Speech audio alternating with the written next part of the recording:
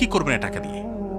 যদি কবর নিয়ে যেতে পারেন, আখেরাতে কাজে লাগে, তাহলে তো একটা ব্যাপার ছিল। তা তো পারবেন না। আপনি বলবেন না পারলে কি হয়েছে, ছেলে মেয়ে খাবে, ছেলে মেয়ে ভোগ করবে নিশ্চিত। বহু মানুষ সম্পদ রেখে চলে গেছে, তার ছেলেমেয়েরা ভোগ করতে পারে নাই, হাতে বুতে অন্য মানুষ খেয়ে ফেলছে, আছে না নাই? সবচেয়ে বড় হতভাগাকে জানেন?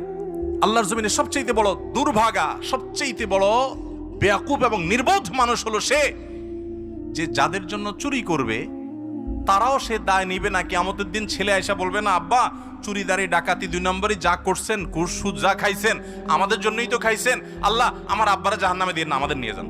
বলবে না ভাই, কোরআন বলেছে ইয়াউমা ইয়াফিরুল মারউ মিন আখিহি ওয়া উম্মিহি ওয়া আবিহি ওয়া সাহিবাতিহি ওয়া বানি। সন্তান বাপকে দেখে মাকে দেখে পালাবে, যে না জানি আজকে কোনো কিছুর জন্য ধরে। সবাই ইয়া নাফসি করবে। যাদের জন্য চুরি করবেন ওরাও দায় নিবে না, আপনার মতো